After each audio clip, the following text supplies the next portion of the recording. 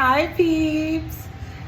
It is 1:06 a.m. I need to be asleep. But I was listening to Black Magic 363 on the way home. He had Sister Myra, Blue Pill, B. Dell, Dr. B. Serious, Kambada. I think his name is Sharif El Bay. I'm not sure, but I know it's El Bay. He had them on a panel on his show. And something Sister Myra said triggered me in a great way. She was talking about the creatives, being creative, and that sort of thing.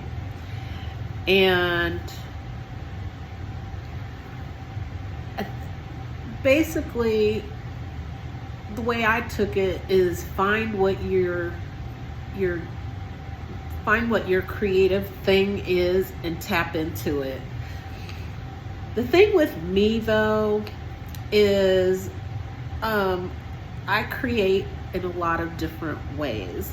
So I can make jewelry, I can crochet, I can make oils. Oh my God, I can do a lot of things. I do photography. I put that down though because my vision's been really wonky, which really upsets me, but that's a whole nother thing.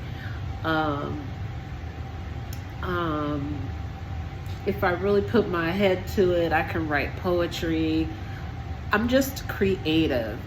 And for whatever reason, when she said that, and I know it's not what she meant, but it's just a thought in my head. So maybe that's something I need to journal about.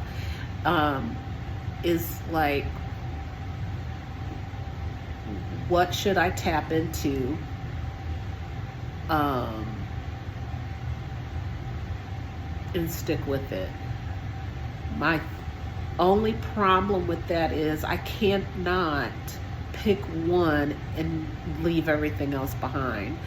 I go in phases. So like right now I want to crochet. It might have to do with the weather. It honestly, it might have to do with it being cold, but that's what I'm good at. When whatever I'm focused on, that's what I'm good at. But when I got, after I showered, had my tea, and that's my way of decompressing, or whatever you want to say it. Just I can't think of the word right now. Winding down. That's how I wind down. I have my tea and I just sit. I don't go straight to bed, but I wanted to make some jewelry. And I didn't want to have a pattern in my head. I just said, I'm going to make a ring and I'm going to make a charm. And that's what I did. So I just wanted to show it to you. So this is the ring. The crystal is citrine. And of course that's copper. I love working with copper. The bottom doesn't look great, but who cares? This is what you want to look at. So it's just really simple wraps because I want the beauty of the crystal to be there. Doesn't it look kind of like a shark tooth or a tiger tooth? It looks like a tooth. I like it. My ring mandrel said, oh, I must have put it up already. The main ring mandrel, well, it only fell down to like a almost 7, but that can't be right because my ring finger is an 8 and it goes on just fine. So I don't know what to say to that. Well, yes, I do, because this part is not flat. I don't know if you can see what I'm talking about. It's not flat. There's a little bump here in the middle. That might be why. But if you're interested in it, it fits an 8 very well. It's not straight, but if you want it straight, twist it. Your band won't be straight, but I don't care about that. I don't care about that. Which is strange because usually I'm like real anal about things like that. But I do recognize, the stone is not perfect, even though I could have positioned it to where it would be straight. But that didn't bother me. And the only reason I say that, and this is not what I meant to talk about, I'm a Pisces sun, Virgo moon. So, Virgos are real analytical and things have to be, with a lot of things do have to be, which if you're around me and if you could see my craft room and my guest room, it's just chaotic as hell. But you know what? It's chaotic as hell because I don't want to look at it. Because my brain, oh my goodness, I guess that Virgo moon part of me is like, whoa, we got to fix this. But then that Pisces is like, I don't want to deal with it right now. And that's what it is, because it makes me so... Anyway, that's not what I came here to talk about. So this is one of the things that I made. And I also wrapped one of the amethysts and turned it into a charm. Sorry, I'm squinting, but I feel like this is not... It's not focusing the way it should. But anyway...